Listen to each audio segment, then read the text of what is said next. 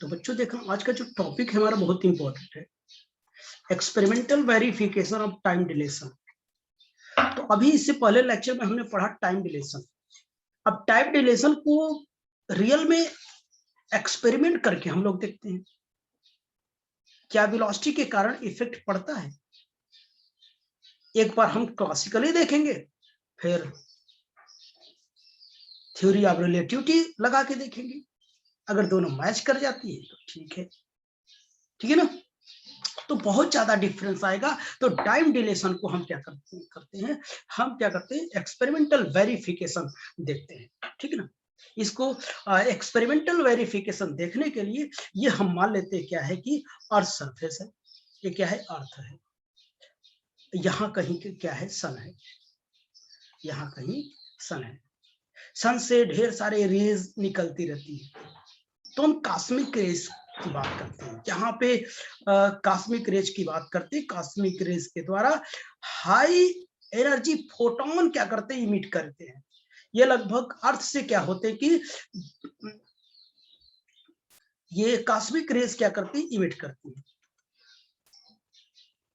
High energy photon क्या करती है, इमिट करती है। तो कुछ क्या होती है, कुछ पार्टिकल क्या करते हैं, न्यूक्लियर रिएक्शन के थ्रू मेसांस पार्टिकल क्या करते हैं, इमिट करते हैं। मेसांस पार्टिकल ये अर्थ सरफेस से लगभग कितने डिस्टेंस एबव रहते हैं, 10 किलोमीटर एबव रहते हैं। 10 किलोमीटर एबव क्या करते हैं, ये मेसांस पार्टिकल होते हैं। तो ये देखते हैं मेसान पार्टिकल क्या करते हैं। मेसान पार्टिकल का जो लाइफ टाइम हमको पता है, किस वेलोसिटी से चलता है वो मुझे पता है। ठीक है ना। तो अर्थ पर पहुंचने के लिए वो दो तरीकों का हम यूज करेंगे, एक क्लासिकली देखेंगे, दूसरा हम रिलेटिविस्टिक का यूज करके देखेंगे। अगर दोनों सेम आएगा तो ठीक है, नहीं आएगा तो हम समझ जाएंगे क्लासिकल और रिलेटिविस्टिक में दोनों में क्या है, अंतर है। ठीक है ना। तो आइए थोड़ा हम इसको देख लेते हैं। तो experimental verification of time deletion में मैंने लिख रखा है, तो experimental verification of time deletion it discuss with the help of nuclear particle. Nuclear particle की हेल्प से हम क्या करेंगे, इसे सॉल्व करेंगे, यानी एक्सपेरिमेंटल वेरिफिकेशन देखेंगे टाइम डिलेशन का, जिसे हम म्यू मेसान कहते हैं। और भी पार्टिकल होते हैं, पाई प्लस मेसान होता है, पाई माइनस मेसान होते हैं, तो हम पाई वो म्यू मेसान की बात करते हैं। ठीक है ना। These meson particle are generated at a height of 10 kilometer above the earth surface. Earth surface से कितनी हाइट पे रहती है, 10 किलोमीटर पर होती है, बाय द कॉस्मिक रे। जो सन से क्या करती है कि हाई एनर्जी फोटोन इमिट होते रहते हैं, वही सब। ठीक है ना। These particle having life time, proper time is equal to कितनी होती है, 2.2 into 10 power minus 6 second, and moving with velocity v will be equals 2.994 into 10 power 8 meter per second, यानी लाइट के आसपास। in this time these meson decay in 1 electron and 2 neutron। और जब क्या करेगा, इस टाइम क्या करेगा, जब न्यूक्लियर डीके होगा, वहां पर एक इलेक्ट्रॉन क्या करेगा, एक इलेक्ट्रॉन इमिट करेगा और दो क्या करेगा, न्यूट्रॉन इमिट करता है। and reaches on the earth surface in the large number।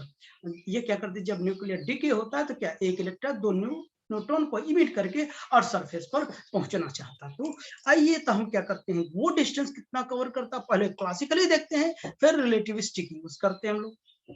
तो मैंने बताया ना, ये कोई अर्थ है, अर्थ सरफेस से लगभग कितने हैं, 10 किलोमीटर ऊपर क्या होते हैं, मेसॉन्स पार्टिकल होते हैं। ये कहां से आते हैं, सन से आते हैं, बाई कॉस्मिक रेज के हेल्प से। ठीक है ना। हाई एनर्जी फोटोन जो इमिट होते हैं वही होते हैं। ठीक। मेसान की जो लाइफ टाइम है वो कितना है, लाइफ टाइम, ये लाइफ टाइम यानी प्रॉपर टाइम कितना है, ये हमको टी पता है, टी कितना है, 2.2 into 10⁻⁻⁶ है। और क्या है, उसकी वेलोसिटी कितनी रफ्तार से आती है, 2.994 into 10⁸ मीटर पर सेकेंड। ओके बच्चों, इतनी रफ्तार से आती है। तो हम यहाँ से डिस्टेंस निकाल लेते हैं। पहले क्लासिकली मैं देखूंगा, ठीक है ना। अगर मैं क्लासिकली देखूं तो S will be equal to क्या होता है, v इंटू टी होता है। S will be equal to, मैं इसे सॉल्व करूं 2.2 इंटू 10⁻⁻6 इंटू जो टाइम होगा, सॉरी पहले मैं वेलोसिटी रखूं, 2.994 इंटू 10⁸ इंटू 2.2 इंटू 10⁻⁻6। इसे सॉल्व करो तो अप्रोक्सीमेटली लिख रहा हूं, आप लोग सॉल्व करना। 600 मीटर यानी 0.6 किलोमीटर, इतनी डिस्टेंस आएगी। तो अभी मैंने बताया ना कि ये कितना डिस्टेंस होते हैं, 10 किलोमीटर एवं होती है। तो ये क्या होती है कि यानी ये अर्थ पर ये पहुंच नहीं पाएगी। अगर ये मैं यूज किया तो, ये अगर जनरल फॉर्मूला मैंने यूज किया तो अर्थ पर ये जो मेसन्स पार्टिकल है वो पहुंच नहीं पाए, क्योंकि इतनी हाइट पर है, 10 किलोमीटर हाइट पर है। ये कितना आ रहा है, 0.6 किलोमीटर। देखो इसमें कुछ लिखता हूं,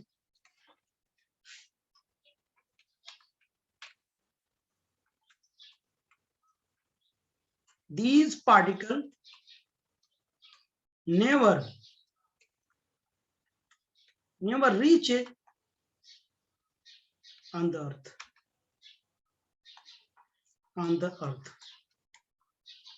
अर्थ पर पहुंच नहीं सकते कभी, earth surface,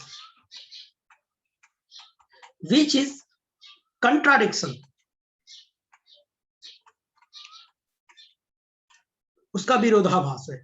contradiction of actual theory, actual theory का एक कंट्राडिक्शन है, समझ गए ना। एक्चुअल थ्योरी कंट्राडिक्शन, उल्टा हो रहा है जबकि पहुंचना चाहिए। टू रिमूव दिस कंट्राडिक्शन,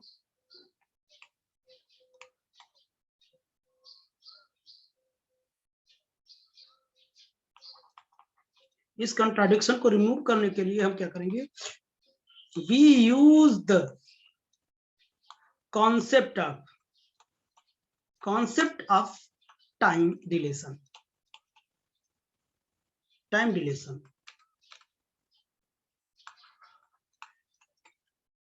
इस कंट्राडिक्शन को रिमूव करने के लिए, इस समस्या को रिमूव करने के लिए हम टाइम डिलेशन को क्या करेंगे, यूज करेंगे।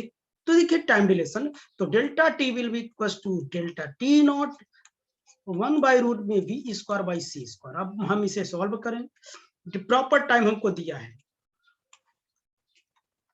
-6 रूट में 1 minus 2.994 into 10⁸ by speed of light कितनी होती है, 3 इंटू 10⁸, पूरे का होल स्क्वायर, ये कट जाएगा, ठीक है ना। तो अब मैं इसे इसका रिजल्ट लिखूं तो आएगा 3 इंटू 49 इंटू 10⁻⁻5 सेकेंड आएगा। ये इनप्रॉपर टाइम आएगा, जिसकी वजह से क्या, जिस वेलोसिटी की वजह से ये टाइम में क्या होती है, इंक्रीमेंट होती है। वैसे भी देखिए मैंने बताया था पिछले लेक्चर में, जो प्रॉपर टाइम था कितना था, 2.2 इंटू 10⁻⁻6। बढ़ा है कि नहीं ये टाइम, पावर भी कम हुई है। मैंने बताया था ना, इन प्रॉपर टाइम वेलोसिटी की वजह से बढ़ जाएगी। अब अभी मैं ये यूज करता था, अब ये यूज करूंगा, क्योंकि वेलोसिटी के कारण उसकी टाइम बढ़ जाती थी, ठीक है ना। अब देखना, तो S will be equal to v into delta T, तो S will be equal to 2.994 into 10⁸ into कितना आ जाएगा, 3.49 इंटू 10⁻⁻5। जब इसे हम सॉल्व करेंगे 10.4 into 10⁻3 metre, S will be equal to 10.4 kilometre के आसपास में आएगी, यानी अप्रोक्सीमेटली 10 लिख सकते हैं, किलोमीटर ऐसे लिख दो। तो आप देखो क्या ये रिजल्ट सही आया कि नहीं। ये कहां से इफेक्ट बता रहा था, वो स्पीड के कारण। तो ये तभी सही होगा जब हम concept of time deletion use करेंगे, जब जितने भी जो न्यूक्लियर डीके में जो पार्टिकल्स होते हैं वो वेरी हाई एनर्जेटिक होते हैं भाई, बहुत हाई एनर्जी पार्टिकल्स होते हैं जो बहुत तेजी से चलते हैं, स्पीड ऑफ लाइट के कंपेरेबल में वो क्या करते हैं, वो चलते हैं, ठीक है ना। उसकी वजह से ये क्या होता है कि जो इन प्रॉपर टाइम होता है प्रॉपर टाइम से इंक्रीज कर जाता है और डिस्टेंस क्या हो जाती है, इंक्रीज।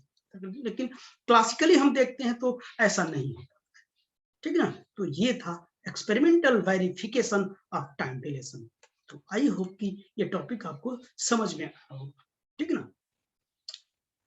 तो अब इसके बाद हम लोग पढ़ेंगे velocity addition theorem, Einstein velocity addition theorem, वो नेक्स्ट लेक्चर में हम पढ़ेंगे, नेक्स्ट डे। ओके बच्चों, ठीक।